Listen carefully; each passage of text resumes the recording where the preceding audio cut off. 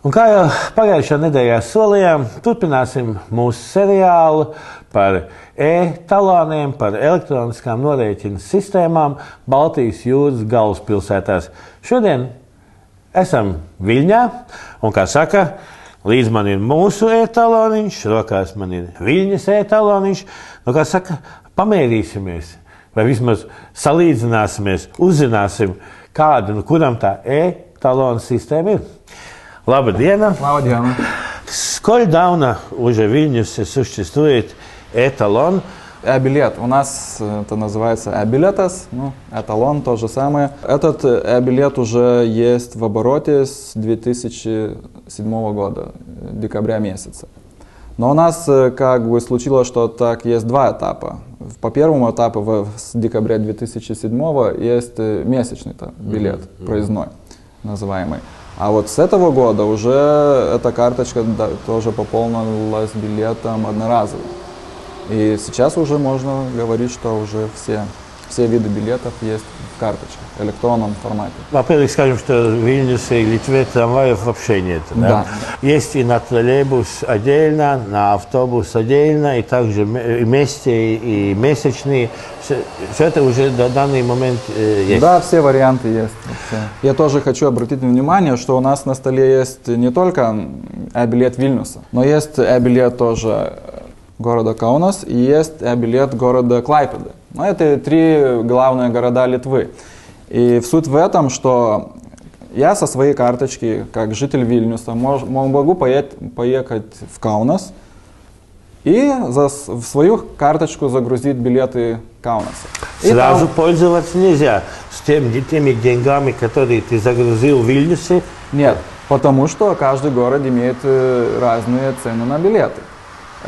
По этому случаю просто нужно загрузить, ну логично, как вы в киоск в другом городе приходите покупать билеты этого города, так и в электронную карточку то же самое. Загрузить билеты этого города и пользоваться. И Каунасцы тоже могут сделать то же самое в Вильнюсе, и Клайпеда тоже может сделать самое в Вильнюсе со своей карточкой. Это значит, что не надо покупать, приехав в город, не надо покупать карточку билета этого города. Ну, следующий вопрос. Перешли ли вы на электронную систему эталона совсем, или осталось что-нибудь из доброго старого? Можно ли у водителя купить? Да, осталось из доброго старого, даже остался этот старый красный, как называется, компостер. Почему? Потому что наш главный клиент, оказывается, как раз одноразового билета, есть люди старшего возраста, пенсионеры. И, ну, как все знают, ну, старые люди немножко консервативнее и с этими электронными средствами не так осторожно пользуются.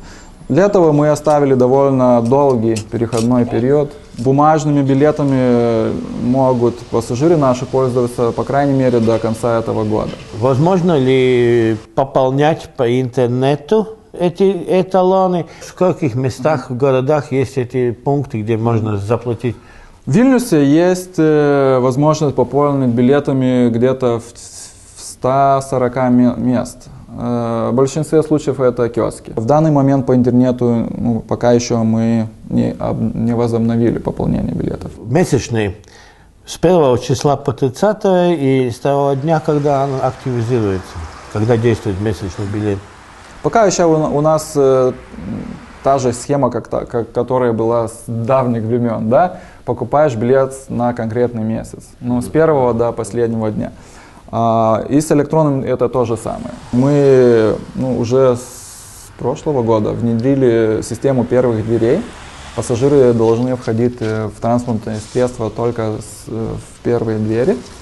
И это уже тоже удобство, потому что мы имеем возможность уже рассчитывать реальные пользования транспортом. Как это делается? Когда человек валидирует билет, вся информация сходит в билетную систему. Пока сейчас еще только мы просим, ну конечно не просим, а должны валидировать, конечно, одноразовый билет. Но уже у нас в планах ближайших, чтобы любой билет всегда пассажир валидировал. тоже и месячный билет. Я немножко понял, почему считается удобством то, что заходим только первые дверь. Ну, у нас тоже по этому поводу были дискуссии, но как мы приятно были удивлены, что эту систему люди приняли довольно быстро. В каждом этом компостере можно посмотреть информацию, не только купить билет. Потому что если вы не знаете, сколько осталось в вашем билете там билетов, вы прикасаете, ну, после валидирования прикасаете в другой раз. Система знает, что не надо уже считывать другого билета, она показывает, сколько осталось билетов у вас в карточке. Это, конечно, приятно. Система эталона, она в Литве это не только этот пластмассовый талончик и система его оплаты, но это как система закупалась и строилась вместе с GPS, бортовыми компьютерами на всех транспортных средствах. В каждом транспортном средстве есть бортовой компьютер, есть валидаторы, есть связь бортового компьютера с серверами уже, есть GPS-модуль, чтобы знать реальное место каждого транспортного средства в реальном времени. Есть тоже мобильная связь, чтобы передача данных оперативно произошла из бортового компьютера и в бортовой компьютер. Практически онлайн.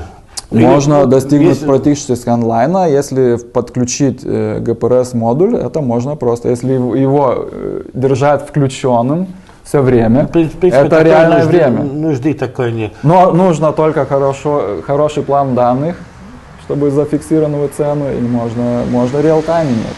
В чем суть этого реал-тайма? Главная суть, чтобы если человек пополнил билет по интернету, он почти сразу может... Минут через 15, скажем. Ну, мы так думаем, что чтобы все было хорошо, что через 20 минут уже может ходить транспортное средство, прикладывает билет в компостер, и он загружает купленные билеты.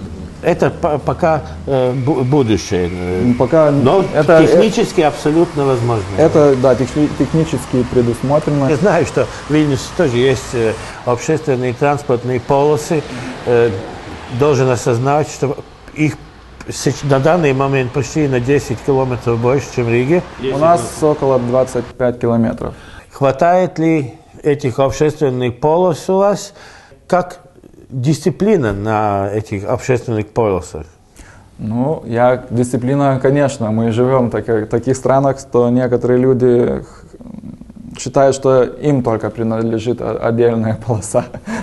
Но я персонально, сколько видел, эта ситуация довольно неплохая. Ну, по крайней мере, в нашей там центральной артерии, Конституция с проспектов есть такой, где-то около километра. Эта полоса бывает пустая. Только транспорт едет. Такси, публичный транспорт только едет. А что касается количества этих полос, я думаю, везде, где возможно, их внедрять, нужно внедрять. И есть некоторые улицы, которые точно можно сделать эти полосы. Система e-билета обычно в себе включает и такую услугу, как планировка поездки. Начнем с того, что у нас есть в 40 местах информационное табло, которое как раз и показывает реальную ситуацию, когда прибудет на стоянку транспортное средство. Данные они берут из GPS, локации транспортного средства и пересчитывает системой и показывает реальное время, сколько осталось для прибытия транспортного средства. Так вот, это есть в 40 стоянках, ну, самых главных там узловых местах. Тоже есть возможность в интернете посмотреть графики транспортного средства, и есть даже возможность не только выбрать, из какой остановки вы едете в какую, потому что не всегда вы можете знать установку, но и даже по адресу. То есть я живу или нахожусь в этом адресе, ввожу этот адрес и хочу быть вот по этому адресу. И система пересчитывает, сколько вы должны в какую остановку пойти и какие транспортные средства будут приезжать. Ачу и tālāk teikšu tā, ka viens ir tas, ko mēs stāstam, otrs ir tas, ka jūs atbrauksiet paši, apstīsties, lietosiet šo sistēmu Lietuvā un ziniet, ka šāda sistēma eksistē visās trīs e-talons, visās trīs lielākajās Lietuvas pilsētās – Viļņā, Kaunijā un Klaipēdā. Un kā jau tas allažiņi notiekas māju ceļā, neviļus salīdzinām ciemos redzēto ar pašmāju iespējām. Viļņā nedaudz vairāk pēc kopējā garuma ieviestas sabiedriskā transporta joslas. Nekādā gadījumā nedrīkst atstāt novārtā šo jautājumu, jo palielinoties automobīļu skaitam Rīgas ielās, ar katru gadu aktualizējas nepieciešamība dot prioritāti sabiedriskajam transportam. Soli priekšā mums lietuvieši šobrīd atrodas katras sabiedriskā transporta vienības nodrošinājumā ar GPS devējiem un GPS datu pārraidi. Ieguldīti milzīgi līdzekļi, kuri šobrīd vēl pilnībā netiek izmantoti. Rīgā šādu tehnisko iespēju vēl nav, un es patiesi ticu tam, ka tas ir saprātīgas saimniekošanas rezultāts. Pirmajā fāzē maksimāli ieguldīt ritošajā sastāvā, un nākamajā fāzē ķerties pie smalkām tehnoloģijām. Un šeit jāpiemina jaunais projekts Rīgas acs, kura realizāciju konceptuāli atbalstījuši Rīgas domas satiksmes un transporta lietu komiteja un Finanšu un administrācijas lietu komiteja. Tātad Rīgas acs, Rīgas satiksmes meitas uzņēmums, kurš nepakļaus finansu riskam uzņēmumu Rīgas satiksmi.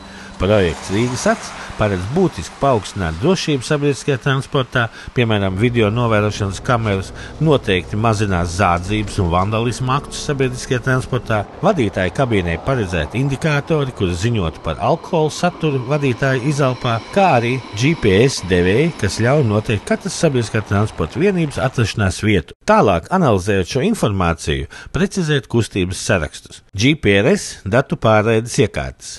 Iespējas divpusējai datu apmaiņai reālā laika režīmā ļauj ieviest tūlītēju brauciena apmaksu internetā. Manuprāt, viena no galvenajām ērtībām un vērtībām ir iespēja pasažieriem pieturvietās uz tablo, sabiedriskajā transportā salonā uz displejiem, kā arī internetā redzēt reālo kustības grafiku, cikos un kur pienāk sabiedriskā transporta vienība. Savukārt šādas informācijas pieejamība ļauj internetā izvietot braucienu plānotājus, kuri, rēķinot maršrutus un piedāvājot pārsēšanās iespējas, ņem vērā reālo situāciju pilsētas satiksmē. Šāda ir tuvākā realitāte, un par to pozitīvi lēmuši Rīgas domas runas vīri, jo, kā jau senos laikos to Pietuku Krustiņš teica, runas vīriem tiem ir spēks un vara, un kā viņi nolem, tā arī ir.